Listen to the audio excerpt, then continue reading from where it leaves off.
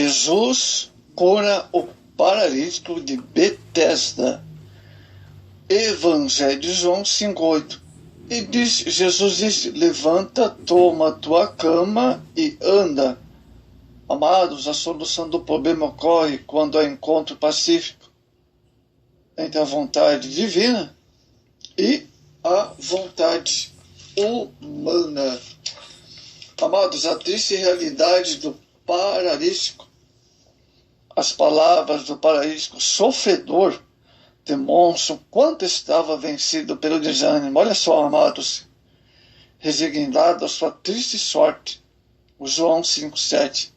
Ele culpava os outros também, alegando que ninguém demonstrava compaixão, olha só, e que era vítima das circunstâncias. A realidade deste homem nos ensina que os cristãos devemos ajudar os fracos, os que sofrem, a orar pelos necessitados. A igreja se une em oração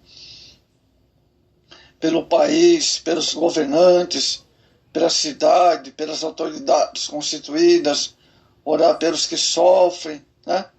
Veja 1 Tessalonicenses 5:14.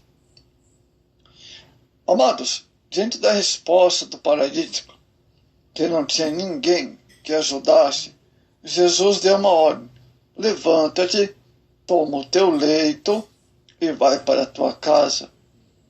É o primeiro esforço para mover suas pernas, exercitar sua fé, levantar, obedecer. Entrou no paralítico o poder de Deus. Ele foi curado instantaneamente, na hora. Havia muitos outros enfermos, mas o texto não fala de Jesus curou os outros, mas fala propriamente esse paralítico. Com isso, não podemos dizer que uma igreja que não tem poder quando não acontece curas, sinais, maravilhas em todos os cultos, embora aconteça em alguns. Há coisas que só Jesus pode fazer, levantar um paralítico, e outros que nós podemos e devemos fazer.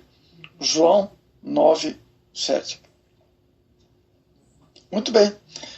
Diante dessa triste realidade do paralítico, temos aqui um pecado da omissão nesse contexto.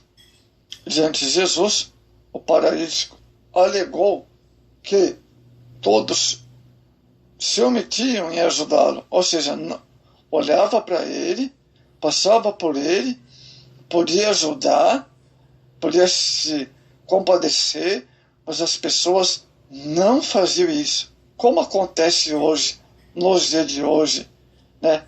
São várias as circunstâncias que elas acontecem em nossa sociedade, né? Etc. Estas palavras exprimem quanto solidão e egoísmo há no mundo. Tiago 2:13. Ele esperava que alguém o ajudasse, mas não havia ninguém que pudesse colocá-lo na água na hora certa do milagre. Como crentes em Cristo, devemos ajudar os menos favorecidos. Tiago 1:27. Olha só, será que você tem ajudado os menos favorecidos, mesmo dentro da igreja? Ou você tem se omitido a ajudar os necessitados? Então, reflita você e responda para você mesmo. A afirmação tem muito de verdade, amados, mas não retrata a pessoa por inteiro. Omite um dado essencial. Na maioria dos casos, o ser humano quase nada conhece desse mundo particular. Dele explorou uma parte ínfima, mas ocupa esse pedacinho do próprio eu, supondo que ela se confunde com todo seguidor de Jesus. Você aprendeu, amados, a ver além dos horizontes estreitos da maioria, seja para outro, como os benfeitores do tanque da porta das ovelhas. que, carregando seus doentes às costas, levaram-nos a reconhecer suas vidas. Então, auxilie as pessoas a explorar o melhor do mundo interior que o Senhor concedeu a elas e a descobrirem que, se quiserem libertar-se, não precisarão continuar como prisioneiros dos mundos absurdamente diminuídos em que vivem, mas mostrar Jesus a elas. Um dos que estavam ali era o paralítico. Fazia 30 anos quando se viu deitado, soube que vivia naquele estado durante muito tempo. Jesus lhe perguntou: queres ser curado? Temos aqui também, amados, o pecado da falta de amor. Havia uma situação do paralítico, uma grande falta de amor, pois era desprezado até mesmo pelos membros de sua família. Amados, infelizmente essa tem sido a situação de milhares de pessoas nessa vida, que sofrem a crise do presente século. Mateus 24:12. Entretanto, Jesus veio ao mundo para lançar o amor nas águas amargas dessa vida. Lucas 10:33. Temos outra coisa nesse contexto paralítico: o pecado da falta de misericórdia. A misericórdia é o amor em ação. Mateus 5:7. O pobre paralítico dependia tão somente da misericórdia de Deus. Ninguém tinha misericórdia dele. Ele se esforçava para chegar lá, mas outro mais ágil que ele descia ao tanque primeiro. Todos tinham as mesmas necessidades, e ali não havia lugar para a misericórdia de Deus. Olha só, isso é o que acontece no dia de hoje também. Olha só, até Jesus dirigiu-se ao paralítico. Ele tirou de sua situação de enfermo. Então, Jesus é a sua esperança. Se os outros não se compadecem, saiba que Jesus se compadece de você. Creia. Então, somente não olha para as pessoas, olhe para Jesus. Temos aqui também, amados, que Jesus socorre o paralítico.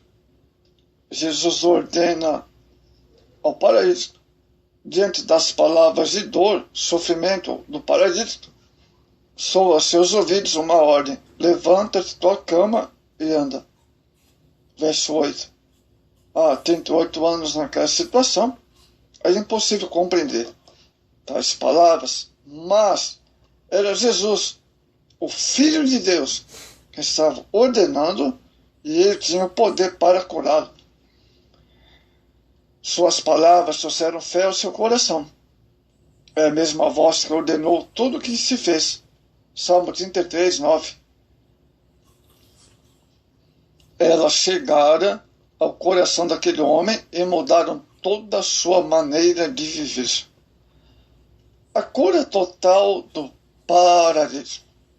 Quando o Senhor ordena, ele também manifesta o seu poder para concretizar aquilo que determinou.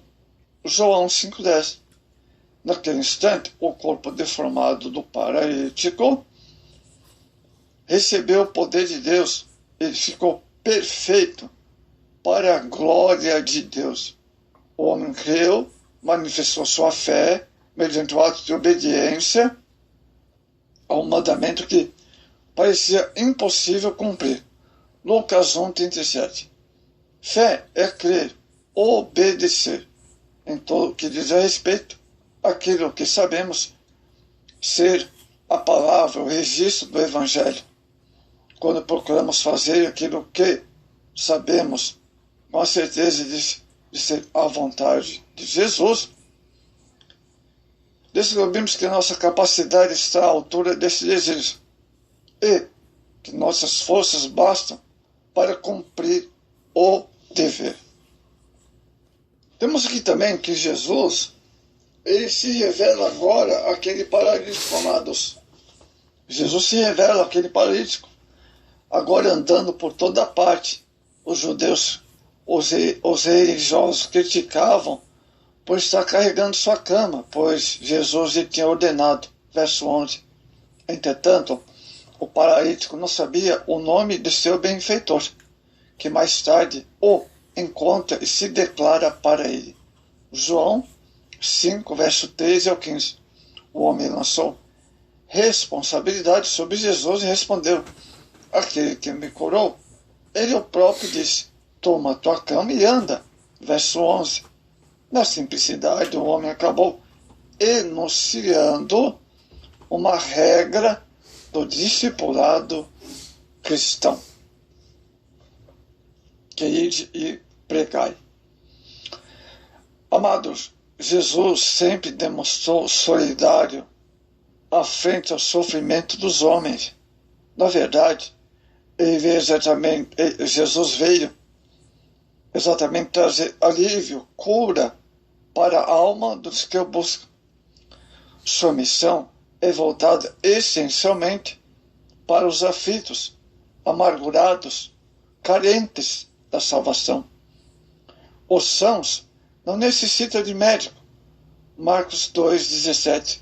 O profeta Isaías, há cerca de 700 anos antes, já havia profetizado que Cristo, o Messias, dedicaria grande parte do seu ministério se compadecendo aos necessitados desafortunados, porque assim diz o alto e sublime que habita da eternidade, cujo nome é santo. Em um alto santo lugar habito, e também com o contrito e abatido de espírito, para vivificar o coração dos contritos. Salmo 57, verso 15. Para os humildes e arrependidos, o Senhor Deus tem uma promessa graciosa e habita pessoalmente entre as pessoas mais carentes e humildes.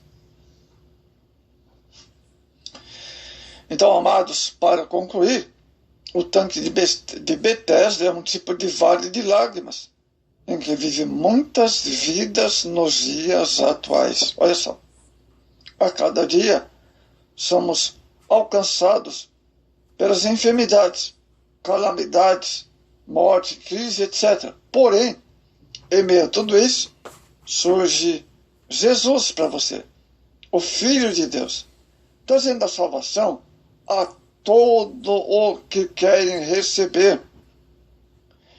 Isaías 55:1. O poder de Jesus é o mesmo ontem, hoje e é para sempre. Hebreus 13:8. Amados, para concluir, no tanque de Betesda, em Jerusalém, Jesus descobriu entre os necessitados esse homem que há 38 anos estava paralítico e grandemente necessitado de ajuda. Somente Jesus poderia socorrer este homem em sua triste situação. A cura de Jesus realizou em sua vida, manifestou um outro aspecto de sua divindade. O milagre foi realizado num dia de sábado e mostrou que Jesus não trazia restrição contra o dia para fazer o bem, estando sempre pronto a manifestar seu poder para curar os enfermos. Amados, nos dias atuais, o Filho de Deus está pronto a atender nossas necessidades, em qualquer dia, hora, no momento em que clamarmos por Ele. Glória a Deus.